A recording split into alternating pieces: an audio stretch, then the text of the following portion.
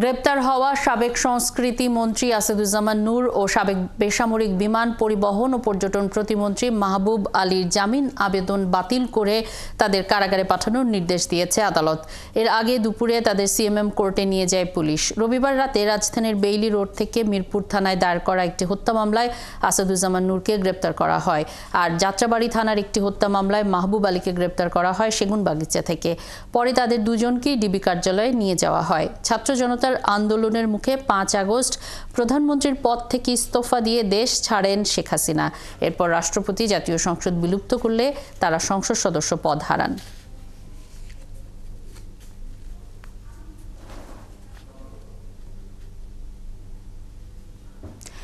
এই মুহূর্তে সিএমএম কোর্টে কথা বলছেন আইনজীবীরা। আমরা সরাসরি চলে যাচ্ছি সেখানে। আন্দোলনে তার ইশারায় এবং তার নেতৃত্বে যেসব আমার ভাই বোনেরা যারা চলচ্চিত্র এবং নাটকের সঙ্গে জড়িত তারা রাজপথে এসেছে, তাদের বিরুদ্ধে যে নির্যাতন করা হয়েছে, এই নির্যাতনের পিছনে আওয়ামী সমর্থিত যেসব নাট্যকর্মী দিয়া নির্যাতিত করা হয়েছিল, এর পিছনে ছিল আসাদুজ্জামান নূর। আজকে এই আসাদুজ্জামান নূরকে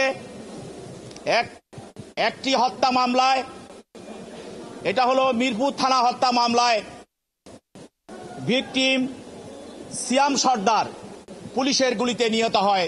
এই মামলায় সে আজহার নামী আসামি, তদন্তকারী কর্মকর্তা এই মামলায় প্রাথমিক তদন্তে এই হত্যার সঙ্গে এবং অপরাধমূলক ষড়যন্ত্রের সঙ্গে এই আসাদুজ্জামান নূরের সহযোগিতা এবং সংশ্লিষ্টতা পাওয়ার কারণে তাকে প্রাথমিক জিজ্ঞাসাবাদ করে বিজ্ঞ আদালতে উপস্থাপন করা হয়।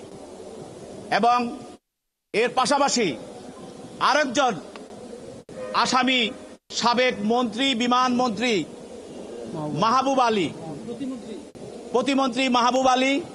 আপনারা জানেন এই মাহবুব আলী যখন বিমান মন্ত্রী ছিল তখন যে বিমান কেনার নামে হাজার হাজার কোটি টাকা সে লুটপাট করেছে এবং তার এলাকায় সে বিভিন্ন কার্যক্রমে এবং বিভিন্ন সরকারি উন্নয়ন কাজে সে এবং তার সহযোগীরা যে লুটপাট করেছে, তার জন্য তাকে তার দল থেকে বহিষ্কার করা হয়েছিল। সেই মাহবুব আলী তাকে এই হত্যা মামলার সঙ্গে আজকে তদন্তকারী কর্মকর্তা আদালতে উপস্থাপিত করে এবং তদন্তকারী কর্মকর্তা প্রাথমিক তদন্তে এই মাহবুব আলীর ওই হত্যার সঙ্গে সংশ্লিষ্টতা এবং তার যোগসাজশ পায়, যার জন্য তাকে তার বিরুদ্ধেও আজকে এই আদালতে উপস্থাপন করে তাকে জেল খেতে পাঠানোর জন্য নিবেদন করে। আসামি পক্ষে তাদের আইনজীবীরা দরখাস্ত দিয়ে তাদের জামিনের প্রার্থনা করেন এবং এই জামিনের প্রার্থনার বিরোধিতা করে আমরা বলি এই আসামিরা স্বৈরাচারের দোষর, হত্যা এবং গণহত্যা এবং মানবতা বিরোধী কার্যক্রমের সঙ্গে তারা জড়িত। তারা যদি জামিনে মুক্তি পায় তাহলে দেশে আবার বিশৃঙ্খলা সৃষ্টি করবে, স্বৈরাচারকে সহযোগিতা করবে, স্বৈরাচার দোষর যারা আছে তাদের সঙ্গে মিলে দেশে একটি অস্থিতিশীল পরিস্থিতি সৃষ্টি করবে। দেশে মানুষ যাতে শান্তিতে বসবাস করছে, মানুষের মুখে যে হাসি ফুটে উঠেছে সেটা তারা নিঃস্বাত করে দেওয়া তারা ষড়যন্ত্র করবে।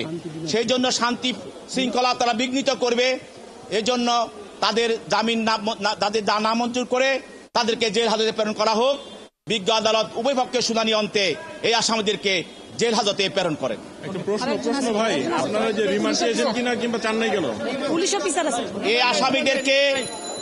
এই আসামিদের শারীরিক অবস্থার কারণে প্রাথমিকভাবে তাদের রিমান্ড চাওয়া হয় নাই, তবে পরবর্তীতে তাদেরকে এই মামলায় এবং অন্যান্য মামলায় আরো জিজ্ঞাসাবাদ করার জন্য তারা অন্যান্য মামলায় আসামি আছে, তাদেরকে রিমান্ড চাওয়া হবে। আরেকজন আসামি আছে আপনাদের বলি, যাত্রাবাড়ি। আপনারা জানেন যাত্রাবাড়িতে 20-7 তারিখে একজন ভিকটিম, সে হলো ইমাম হাসান, ভিকটিম ইমাম হাসান, একজন কলেজ ছাত্র নারায়ণগঞ্জের। আমরা পত্রপত্রিকা দেখেছেন তার গায়ে 300টি বুলেটে দাগ পাওয়া গেছে।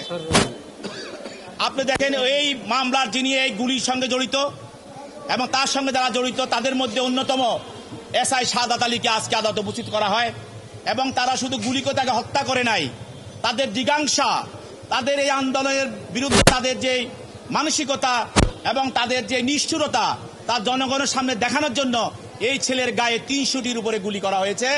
শ্রুতাল রিপোর্টে আমরা দেখেছি যে ওর গায়ে 300টি কালো ছিদ্র দাগ রয়েছে। এই নিষ্ঠুরতার জন্য তার বিরুদ্ধে কর্মকর্তা এজাহার নামী আসামি তার বিরুদ্ধে 10 দিনের রিমান্ড প্রার্থনা করেন। বিজ্ঞ আদালত তার বিরুদ্ধে এসআই সাদাত আলীর বিরুদ্ধে 6 দিনের রিমান্ড মঞ্জুর করেন।